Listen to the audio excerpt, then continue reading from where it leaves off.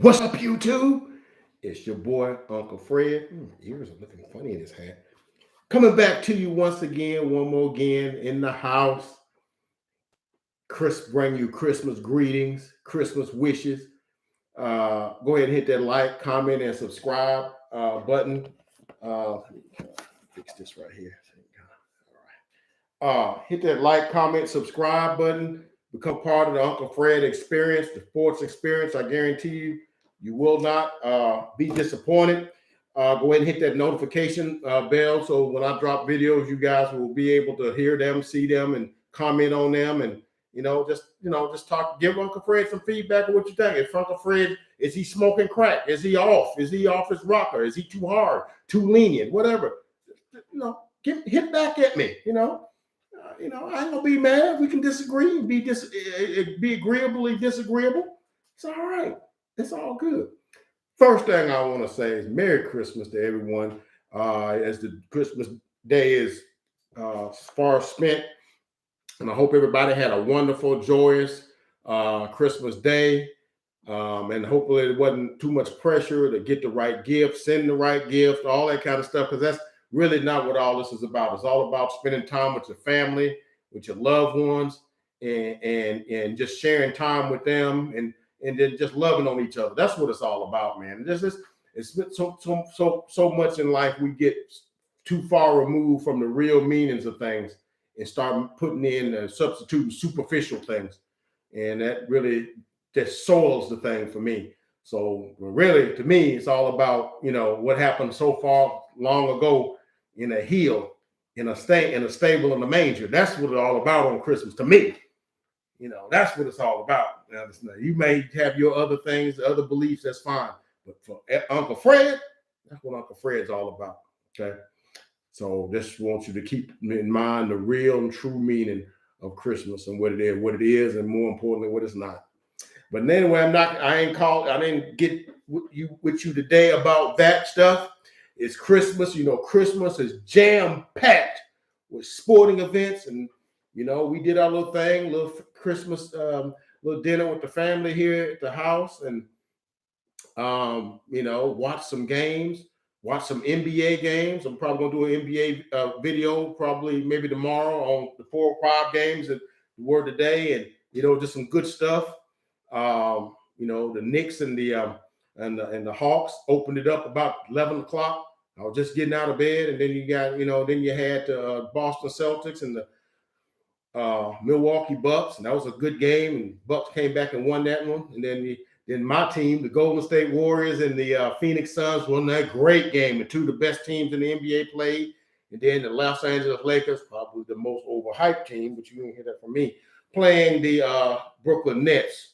And, the Nets won that one by the skin of their teeth. And then as I was, coming in here, I noticed the Dallas Mavericks and the Utah Jazz were playing. Didn't really get a chance to look at too much there. But then in the meantime, I was watching 2 NFL games. There was even a college game on. I think it was Georgia State and Ball State. And I think Georgia State won that. I think it was like 51-20 or something like that. So, there was stuff on all over the place, man. Some sports extravaganza. You know what I mean? And but yeah, in the meantime, there was 2 NFL games that came on today. Then there was a game on Thursday, and I'm just gonna kind of reference those. Then we're gonna get to our Cowboy stuff because that's what y'all really came for, right? Y'all came for the Cowboy stuff because all the other stuff don't matter. It's all about the Dallas Cowboys, the DC4L.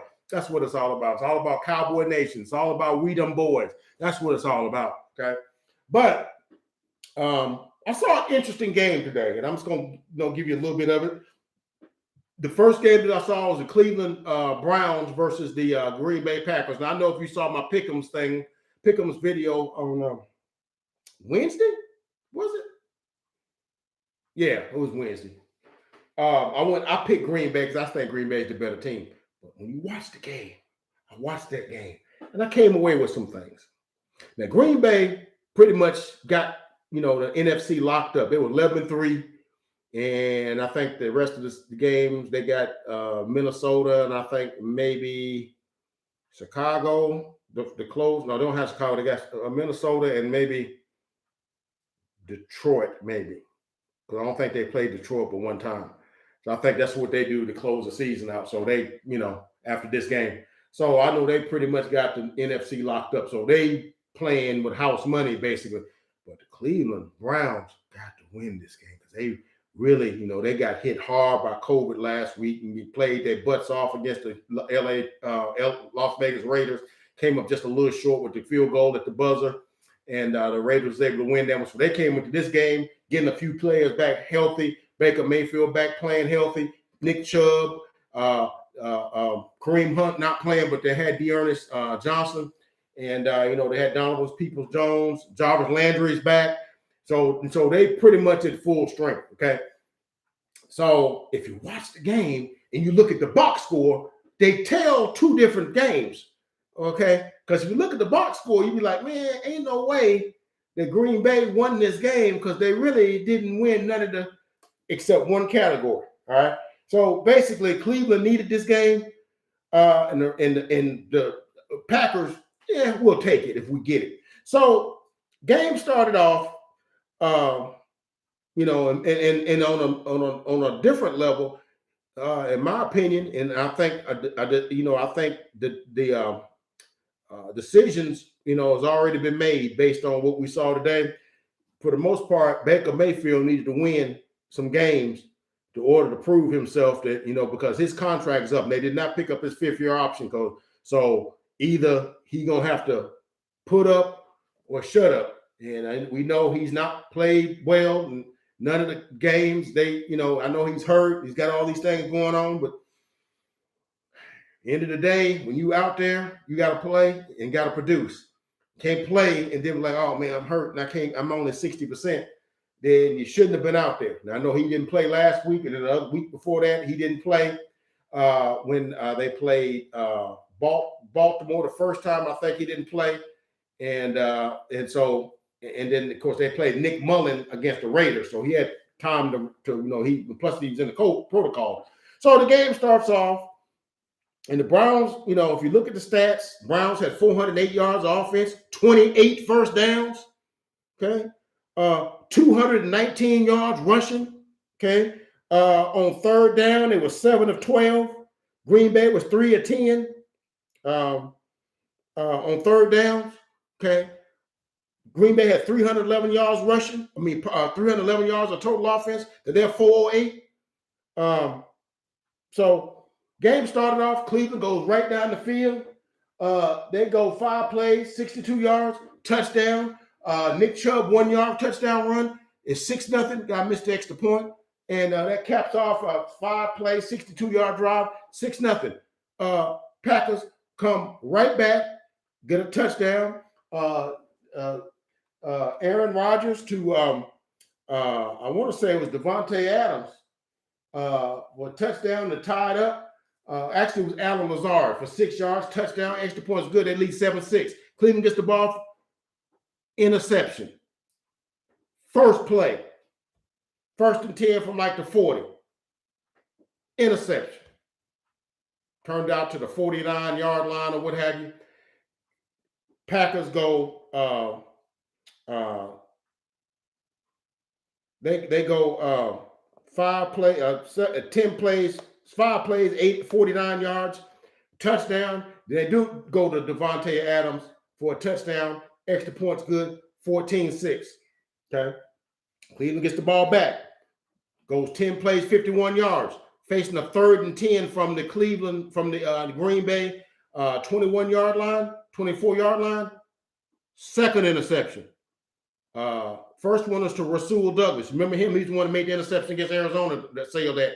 And he had a pick 6 against, I want to say it was against the Baltimore Ravens last week. He had a pick 6. And so yeah, pick 6. It wasn't a pick 6, but he had an interception. Green Bay goes down, get a touchdown, another touchdown reception by Devontae Adams. And it's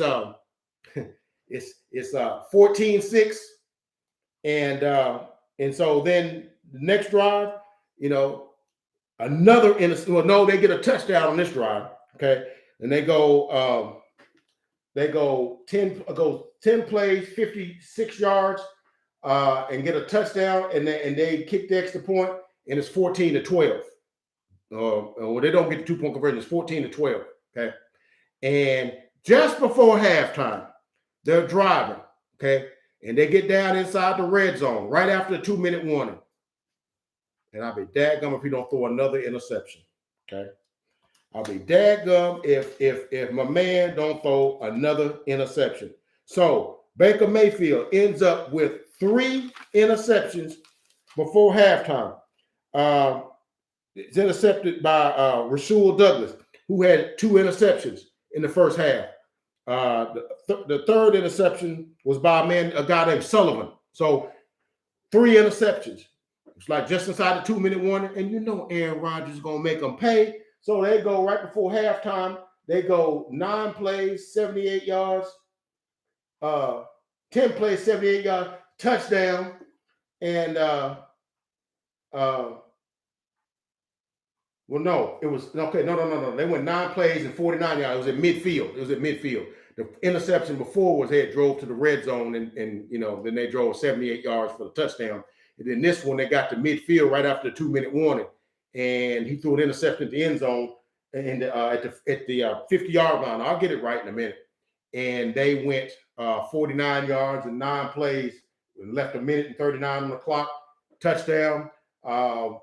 Devontae Adams 1-yard touchdown, and now it's 20-12. Extra point good makes it 21-12 at halftime. Third quarter was just a exchange in the field goals, it was 24-15. And then in the fourth quarter, Baker Mayfield takes him on a drive, and because I was watching that as I was watching, Golden State and Phoenix, I was going back and forth. Every time I turned over there, Cleveland was gobbling up yards, 30 and 20 and 30-yard runs by Dearness Johnson, 7, 8, 10-yard runs by Nick Chubb. That's why I say they tallied up 219 yards rushing. They was just eating them up, okay? In the fourth quarter, they get a touchdown, capping off a 67-yard drive. And in the fourth quarter, and 76-yard drive, 8 plays, 1-yard touchdown, 4-yard touchdown pass to Anthony Schwartz, dude out of Auburn, runs about a 4.340, and the extra points good is 24-22. And Green Bay gets the ball with a chance to win the game. In the fourth quarter, it was 3rd and 10 from midfield.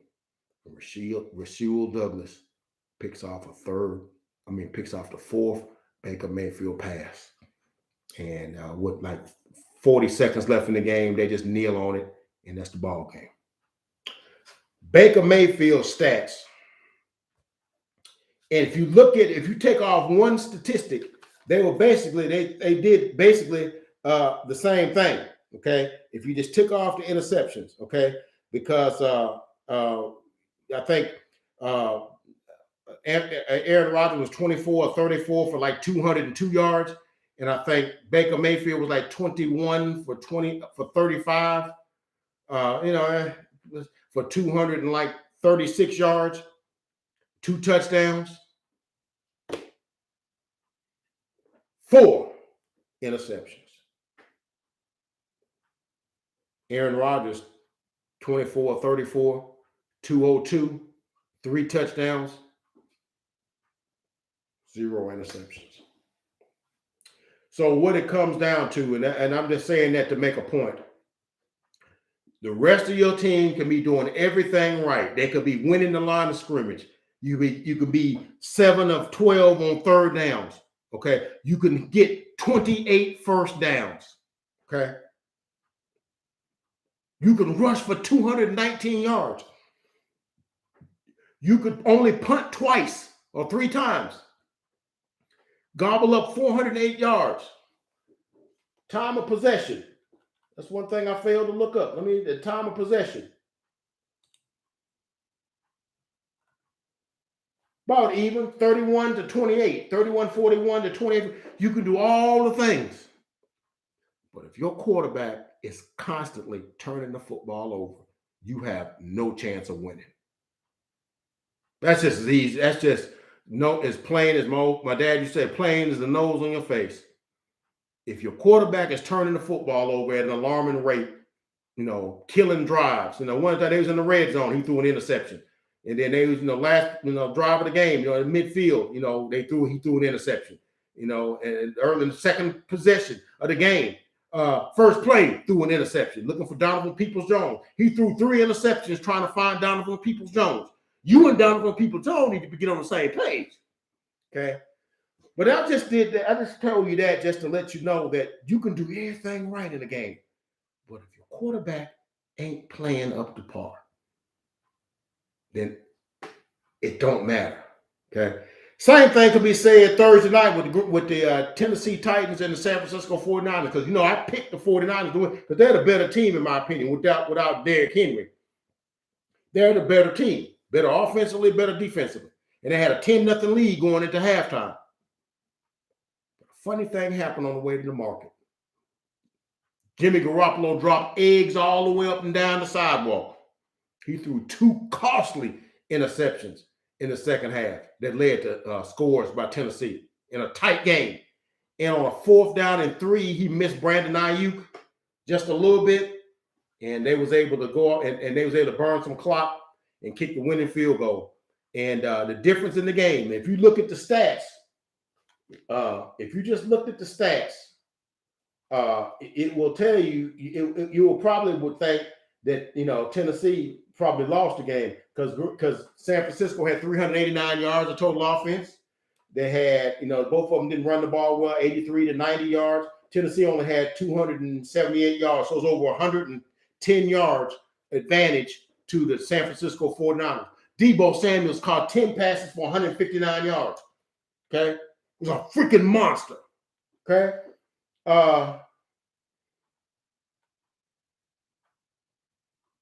Nine passes for 159 yards. Just making sure my addition was right. He threw 2 bad interceptions in the second half. Killed scoring drives and gave them short fields. And Tennessee was able to take advantage of that. The next thing you know is 10-10. Then next thing you know is 17-17, and they kick that field goal. Tannehill made a clutch 32-yard run on like 3rd down to get in the field goal range, and they just ran the ball and got with 14, 15 seconds left to kick the field goal to go up 20-17, and that was the ball game. But if you look at his stats, Jimmy Garoppolo 26 to 35 for 322 yards, 1 touchdown. Okay, like he threw to Kittle early in the game, but he had 2 interceptions. Conversely, Tannehill 22 of 29, 209, 1 touchdown, no interceptions. Okay, and so that was the difference in the game. And that was a game the 49ers needed to win because they're one of those teams that there's a dark horse that maybe could do some things in the playoffs. And they're a better team than Tennessee, But when your quarterbacking ain't up to par, it don't matter if you win in all the other positions. It don't matter. If the quarterback is inept, and I know Garoppolo's done some good things this year. He's made some nice plays that win against the Cincinnati Bengals. He was all that. But Thursday, he and Baker Mayfield, and you heard this from your old Uncle Fred first, come next year, they might going to be at other teams. Because I think Cleveland's going to be shopping for another quarterback. Same thing with the San Francisco 49ers, but of course they got Trey Lance waiting in the wings once his finger is healed and all these kind of things. So just goes to show you, if your quarterback play ain't up to par, then it don't matter. Then the afternoon game we had today was Indianapolis at Arizona, which was a good game, tight game, game that Arizona needed to have won. Indianapolis jumped on them first. It was 7-0, and Arizona came back and should have tied the game up, but they missed. Here we go. Carson Wentz went to T.Y. Hilton for 1-yard touchdown, go 6-0, kick the extra point. Cardinals go 90 yards in 7 plays. Chase Edmonds, I love Chase Edmonds. Up the middle for 2 yards, touchdown, 7-6, extra point. Was missed. So 7-6. Then somehow Kyler Murray in the center got on the wrong page. Ball got snapped over his head in the end zone. He just threw the ball away. Now it's 9-6. Third quarter, it becomes 12-6. Colts go on a 10-play, 53-yard drive and go up 12-6 with a 41-yard field goal by Bagley, and it's 12-6. But Kyler Murray comes back in the third quarter and hits a 24-yard touchdown pass to Atlas Wexley, tight end. The extra point's good. It's 13-12. And then the Colts, after a couple of, giving it up on downs, they's running the ball. Jonathan Taylor was kind of bottled up early, but that dude, Jonathan Taylor, is a man. You ain't holding him down for long. There was one play, I remember I was watching it. It was like third down and like 2, and he went to the line of scrimmage. It looked like he was going to be right at the line of scrimmage, and then he turned his shoulders and squared up, and he went for like 9 more yards, pushing the power back. And I'm like, and then another play, he cut through the line, went for like 19 yards, and before you know it, he ended up with like 100 yards. Can't hold that boy down. Even with Quentin Nelson, probably the best guard, him and Zach Martin, probably the best guards in the NFL. And Kelly, the center. Both of them were out. And they had another guy on the offensive line, Fisher, ended up going out. So they were playing with the backups at the offensive line, okay, playing against an Arizona team at home with all their players because Kyler Murray is playing. Obviously, Hopkins is not playing, but Kirk is playing. AJ Green is playing. Moore, he's playing, and Zach Ertz is playing. So they got an arsenal of players, okay? And they weren't able to move the ball. Colts defense was missing Darius Leonard, also on protocols. So they had to settle for, DeForest Buckner and some other guys. Colts played some good defense tonight. And they end up kicking a field goal. They go 10 plays, 56 yards. They gave it up on downs, made the Cardinals punt, got the ball back, drove 56 yards, 10 plays, kicked a 37-yard field goal again to go up 15-13. And then the coup de grace in the fourth quarter. The Colts went 7 plays, 79 yards, touchdown, 14 yards, Patman, 21-13, ball game. Now the Cardinals came down later and kicked the field goal because, once you get inside the red zone, it's what's kick the field goal when we try the onside kick. And they tried that and was not able to successfully recover that. So they ended up losing 22-16. Carson Wentz was kind of ineffective early, but he ended up going 18-28, 225 yards, 2 touchdowns, no interceptions. Jonathan Taylor, 27 carries, 108 yards. Like I was telling you, he's over 1,650 yards now from rushing, and 17 touchdowns, two receiving touchdowns. Got 19 total touchdowns. He's a MVP candidate. Okay, and then Kyler Murray, 27-43, 245 touchdown, no interceptions.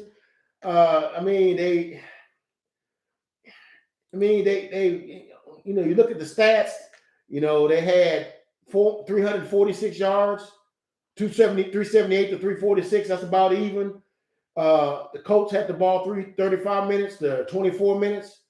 The rushing yards was about even. They was led by Kyler Murray with 74 yards rushing. Chase Edmonds only had 56. And, Colts went 8 of 15 on third down. Cardinals 6 of 13, rushing 133, 126 is, it's just that the Cardinals didn't make plays when they need to. That safety that they threw over Kyler Murray's head, that was big, man, because that's a 2-point swing. Because they would have been 22-18, or it would have been 19-16, and a field goal could have tied the game. But that safety, it's a lot of times in games, it's the little things. It's the little things, you know, the little things. Is a pass off a little bit by this? Is the snap this way off of them? It'd be the little things. Coach did all the little things in order to win. They playing shorthanded, and they go into Arizona and they get a win. They come with the 9-6. Cardinals have lost 3 straight games, and they are 10-5. They were 10-2. They have lost 3 straight games. Okay, you know, lost to the Rams, lost to Detroit, which is unforgivable, and then turned around today and lost to the Indianapolis Colts, which I picked. I picked both of these games. I picked the Packers and the Colts. Now I picked the 49ers, so I'm 1-2 so far. So those are the games that they played so far this weekend. Now we know we got a game tomorrow. Probably at 3. I think it's 3 o'clock. Okay. And so Cowboys go into this game at home against the Washington football team. Now we know what happened 2 weeks ago. They played the Washington football team. That was probably the most upset I've ever been with a win ever, because, you know, and maybe these are first world problems. You know, you pissed off over a win instead of pissed off over a loss. But I feel like that the Cowboys didn't play up to their potential. Okay. And for the last month, they really hadn't been playing up to their potential, especially on the offensive side. And just to be honest, man, Dak Prescott, since he's come back from the calf injury, really hadn't played well. Since November. Kellen Moore really hasn't been, you know. Now, shoot, a couple of months ago, Kellen Moore was on the front page of all these wish lists of all these programs and teams, was looking for head coaches. His offense was imaginative. It was creative. It was aggressive. Last month or so, man, it's been predictable. It's been vanilla. It's been short passes. It's running the ball and we'll just punt. It's throwing screen passes behind the line of scrimmage, hoping the guy breaks a couple of tackles and gets first downs. And Dak Prescott just not hadn't been good. Okay. In that particular game, I think he was like 22 39 for like 211, 1 touchdown to Amari Cooper, and 2 interceptions. 1 interception early that was bad, and 1 interception in the fourth quarter that led to there was a pick 6 that he had no business throwing. And those are the throws that, like, man, what are you doing, dude? What is? And as a Cowboy fan, I have to admit I'm concerned.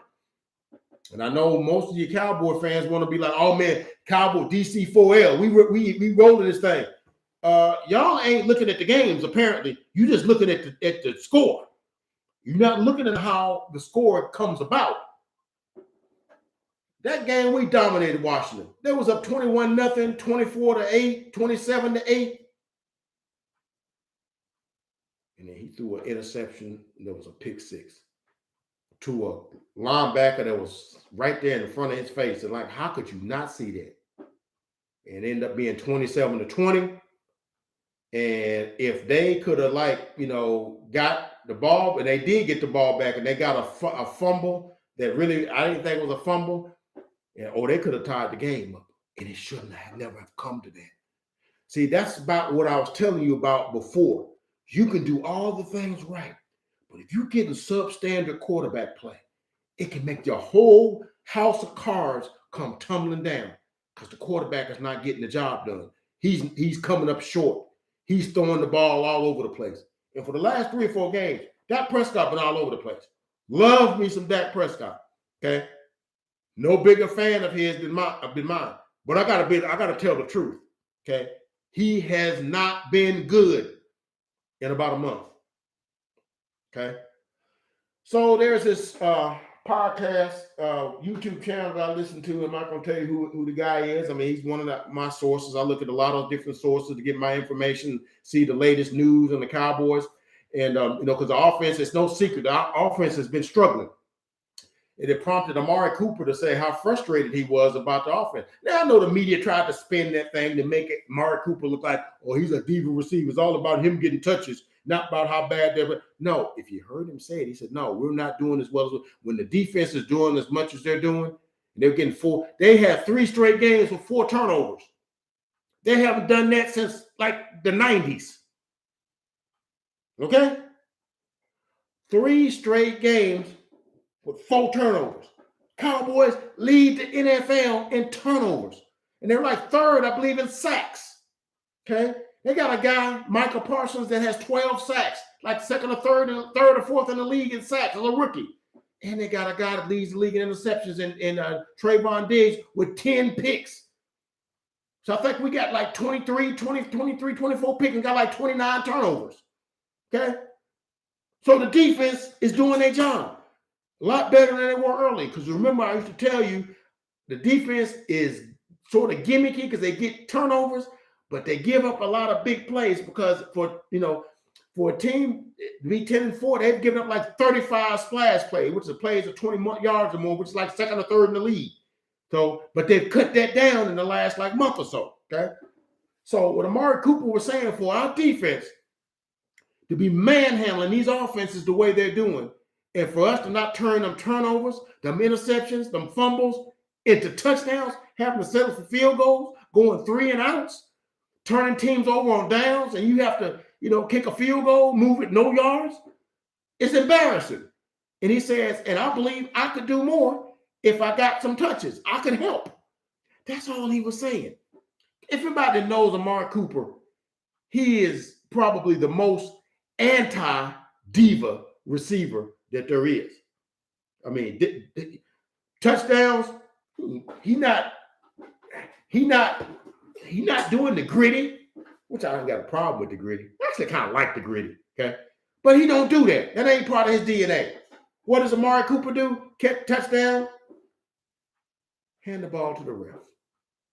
Act like you've been there before. Okay. Maybe that was him growing up in the Nick Saban family at Alabama, because that's what we do. You don't see none of the Alabama guys doing that stuff. They just play the game, because it's like, no, we play the game. Don't concentrate on the frivolous stuff. Play football. So to me, Amari Cooper is probably the least diva of the receivers in the NFL, because he just plays. You don't hear nothing about him, but when the time comes to make a play, he makes the play. Sometimes he disappears in some of the road games, and he got 2 catches for like 20 yards in the game against the Giants. So I don't know what it is. I know he's still dealing with the hamstring. I know he's still coming back from COVID, and he actually had COVID, and he had it pretty bad, not vaccinated, and he was weak, and so I look for him to be like a pretty good strength tomorrow's game. But it ain't just him. It's CeeDee Lamb. CeeDee Lamb's got like 8-9 drops. He had 3 drops in the Giants game. Dak put the ball right on it. Bloop, ball on the ground. Okay? So it's a lot of things that's going on with that. Now, anyway, this YouTuber that I listened to had a theory. And I'm going to tell you what I think about that. And then we'll go into that, and I'm going to make my prediction, and we're going to be gone. All right? Ain't going to be long. He seems to think that the Cowboys are playing what they call, and anybody that, I'm an old head, so, I grew up in the 60s and 70s. So many of you maybe have heard of Muhammad Ali. He's like a historical figure at this point. He died a few years back. But many may not have watched any of his boxing matches because you weren't alive to see him. Most of his boxing matches were in the 70s and the early 80s. Okay. But one of his boxing matches, I want to say it was against George Foreman. I want to know, was it the Thriller in Manila? It was the one in Zaire, Africa. I'm trying to think which one he was with George Foreman. But he played what they call rope-a-dope, which he didn't, he just covered up, let the guy hit him, but he covered up so it didn't do any, it minimized the damage, and basically let George Foreman wear himself out. In them last 4 rounds, he just waz-eyed his tail. I would say the other word, but I'm not going to do that. Not on Christmas. He waz-eyed him and knocked his big tail out. George Foreman's a big dude, like 6'3", 6'4", like 240, 230, 240, rocked up. Well, he's like 6'2", 6'1", 6'2", about 225, sleek in shape, but not, you think of Mike Tyson, think of George Foreman as a taller Mike Tyson. That's kind of what he was, big bully, that's what he was. So he just let him work himself out. And them last 4 or 5 rounds, man, his arms was tired, and all he was just tagging him. Pop, pop, pop, pop. Warm down. They got to the 13th, 14th round, because they used to box 15 rounds back then. That's unheard of today. Knocked his big tail out. Okay. So my man seems to think that the Cowboys might be playing rope. And so that's not unprecedented. I mean, not by the Cowboys, but it's not unprecedented that some teams, as they're jockeying and vying for playoff positioning, that sometimes during games and against opponents that they know that they can just run their C game plan out, run their basic game plan out there, and they can beat that team because they got they're just better than that team. As long as they don't turn the ball over, they can just beat that team. And not to show them anything that they may see again or put anything on film that might be, to say that for the playoffs. There are some teams that didn't, but for the most part, and I'm not trying to be coy or not trying to be ugly or anything, but from my perspective, and y'all know I love my Cowboys, but I'm going to tell you this, the Cowboys are probably one of the most talented teams in the NFL, if not when you look at all 22 of the positions, offensive and defensive. They have 5 players in the Pro Bowl, and they should have got like 7, but, we digress there. But oftentimes they're not necessarily the most coached well and prepared team in the NFL. And I'm just going to be honest. You can disagree with me on the tape don't lie. Okay. So I'm not saying it's not possible that they could be doing some next level cunnery. I don't even know if that's a word. To like just play a vanilla game plan, just do enough to win, and then save the explosive, exotic, creative stuff for the playoffs. Don't give them too much. Don't show too much. But for the most part, the Cowboys have never shown that they have that second level cunningness. They've never shown that. Since early in the Jerry Jones era, they've never shown an ability to be, smarter than the team that they're playing. They beat them by talent, having more talent, making bigger plays than the other team. My guys is better than the guy that's covering him and he's run past him for a touchdown. It's not schemed well enough where I can just beat him based on that play beats that defense, not to be too technical, because, if you got the better team, you just run pass patterns or just block and just run. If your team's better, your offensive line's better than that team defense line, you win the game. But at the time when the teams are evenly matched, the coaching has to be top level to give the teams an edge. So I don't know if the Cowboys, with Mike McCarthy and the way that and the regime that Jerry Jones kind of puts together, don't know if they're on that level of preparation where they could pull off something like that. But I hope he's right. Because, I'll be honest, the offense has looked very vanilla from the early games that I've seen this year. I've seen more, you used to see multiple formations. You used to see 2 tight ends and 3 tight ends, 3 wide receivers, and guys lining up in the backfield and moving stuff off of that. Guys in motion, 2, 3 guys in motion, guys cutting back this way and you used to see all that stuff. Yeah, it's just, eye back, handoff, screen pass in the middle, 15, 20-yard digs. Not schemed at just basic stuff. That's all we've been seeing for the past month. And, luckily we've been playing playing substandard teams in the Giants, the Washington football team, and the New Orleans Saints, which are, New Orleans Saints got a heck of a defense. Now we was able to score 26 points against them, but we have 4 interceptions though, against Taysom Hill, so keep that in mind. Offense was kind of inept on that. Dak threw a bad interception in that game. Okay, We got a big play by Tony Pollard, 58-yard run.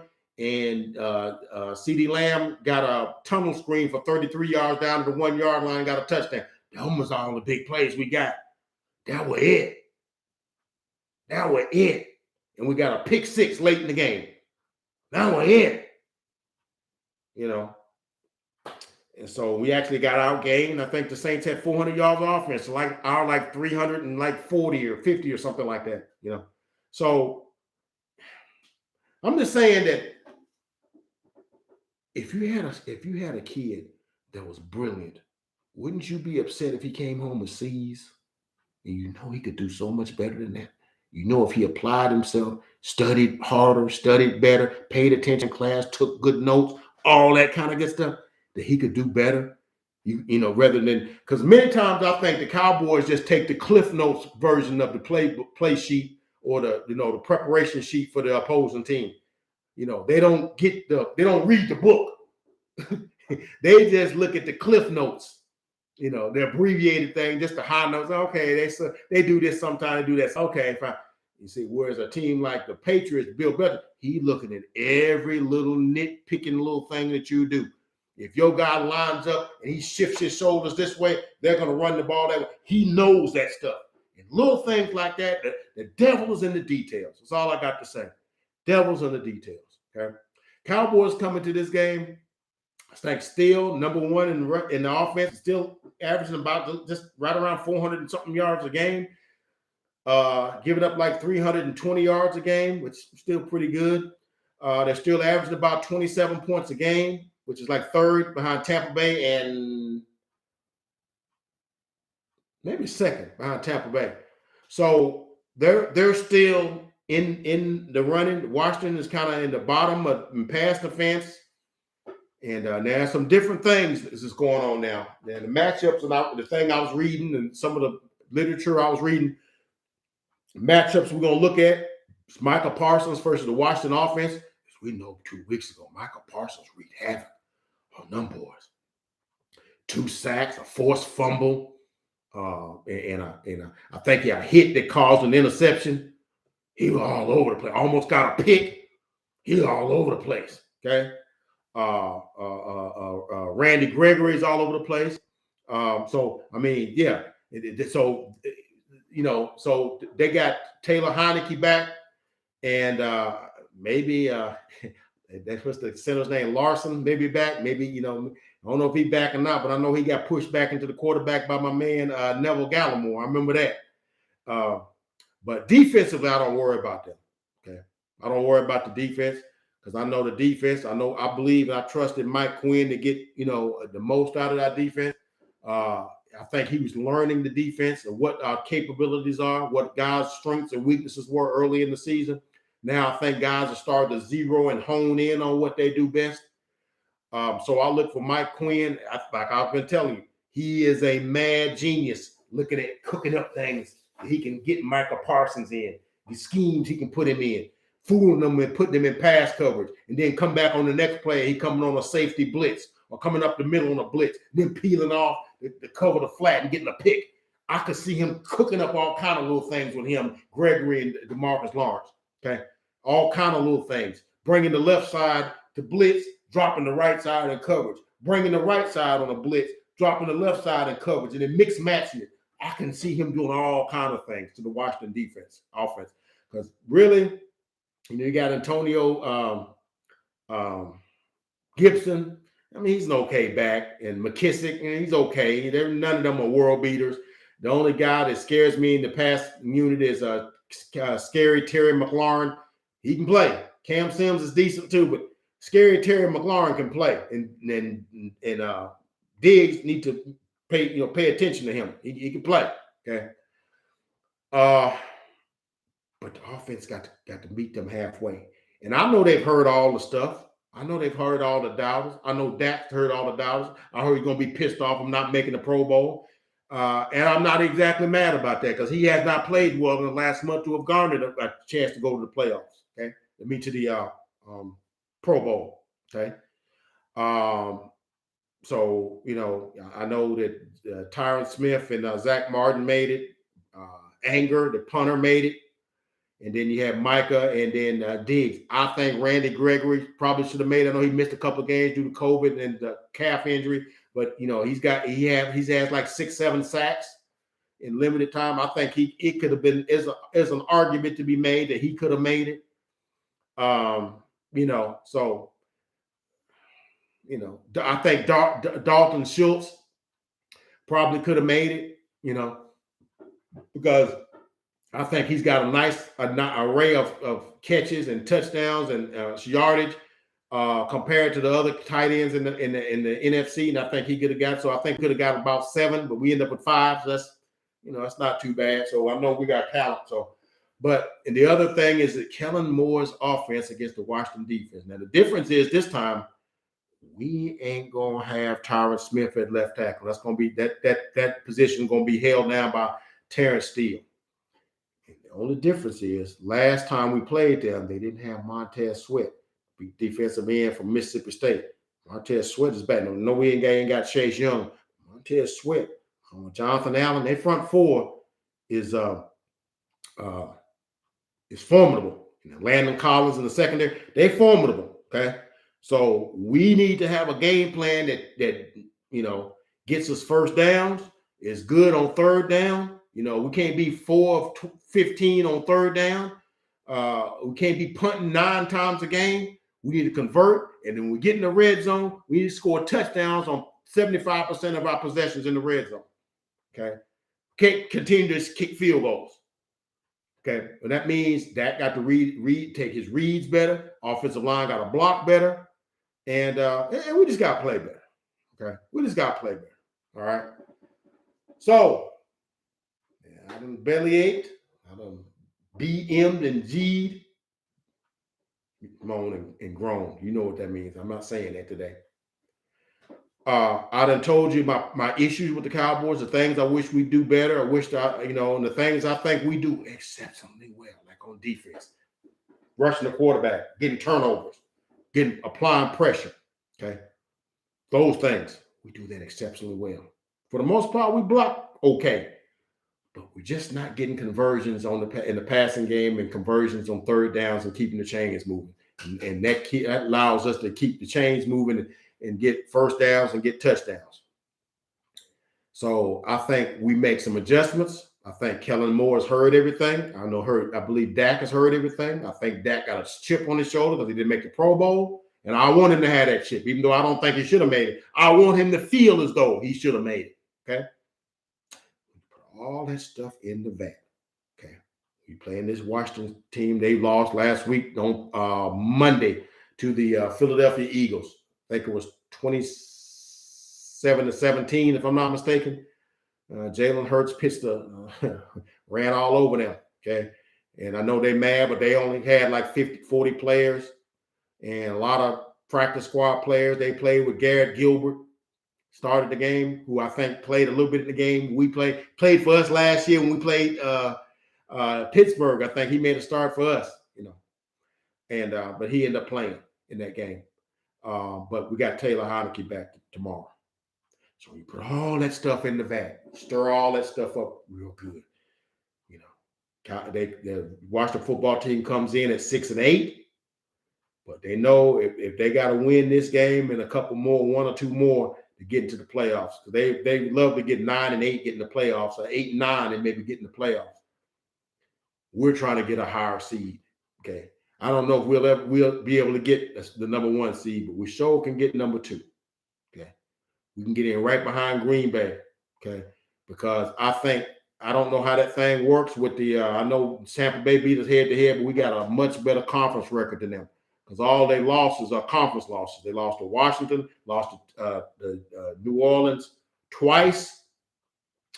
And who else did they lose to? They got 4 losses. Who's the other one? They lost to New Orleans twice, Washington, and the Rams. Right. That's who they lost to. Those are their 4 losses. Okay. All their losses are in the conference. They got 4 conference losses. We got 1. 3 of our losses are in the AFC. So I don't know how that all factors into that thing. I have no idea. But I know Tampa Bay plays Carolina twice and Carolina twice, and somebody, the Jets, maybe? Yeah, they played Carolina twice and the Jets. What are the chances you think they'll lose one of them? Now, I understand they're missing um, Evans. He's not playing tomorrow. They're missing Godwin. He's out for the season. They got Gronk and they get AB back, and they don't have Leonard Fournette. So they're down a bunch of players. Okay, so maybe they lose one in there, and it makes it no doubt so we can get that second seed. We still got to play that first week, but at least we get a couple of home games. Huh. So that's what I'm looking for. So you put all that stuff in the mixer, all the stuff, all the data I done told you. My prediction is the Cowboys win tomorrow, 31-17. There it is right there. 31-17. I think Dak throws for 2 touchdowns, Zeke runs for 1, and Pollard runs for 1. I think the defense gets about 3.5 to 4 sacks and gets maybe 2 interceptions. Okay. And I think they get a touchdown late to cut it to 31-17, and we just hold them off. And I think we win it 31-17. That's the Uncle Fred prediction for tomorrow for our Cowboys. And we go to 11-4. Okay. Now, at the beginning of the season, I said we would go 11-6. That's what I thought. I thought we'd be 11-6. But if we go to 11-4, I'm like, why stop there? Shoot, Arizona they don't scare me. Not now. They don't scare me. Philly sure don't scare me. I know we got to go there. They don't scare me. So we could go 13-4. I could easily see us going 13-4 if we stay to the plan, work the plan, play to our potential. I think we can go 13-4. That's what I'm thinking. Very least 12-5, the very least. But I'm pulling for 13-4. All right. So that's all I got from the desk of Uncle Fred. Give me the latest in the NFL news, the weekend games, some holiday wishes and stuff like that. And last but certainly not least, prognostication of our own beloved Dallas Cowboys. What we gonna do to them Washington football team in Jerry World tomorrow. Cowboys 31, Washington football team 17. Let's go, Cowboys. Let's get this thing. Let's get this. This is important. We're trying to climb the ladder. We can't be, taking no shorts right now. Climb this ladder. This is about playoff positioning. So we can do what we need to do in the playoffs, because I know they think we're gonna be one and done, but we're gonna fool them. Okay. We're gonna win a game or two in the playoffs. And if we win a game or two, that momentum going, shoot, we might just go all the way. Shoot, I don't put it past us. We can do that thing. All right. That's all I got from the desk of Uncle Fred. As I said before, I hope you guys had a joyous, wonderful Christmas. Spend a good time with your loved ones. And didn't spend too much time in the stores. I hope you didn't eat too much. I hope you didn't do nothing silly, because the holidays, ain't like that, man. It's about good times and looking out for each other, spending time with the folks you love the most. And that's what it is. Okay. That's all I got. And that's Uncle Fred. Please like, comment, and subscribe.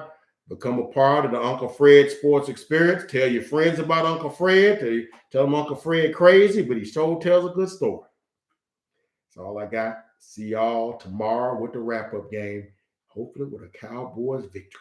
And I'll be right here for you. We'll see y'all later.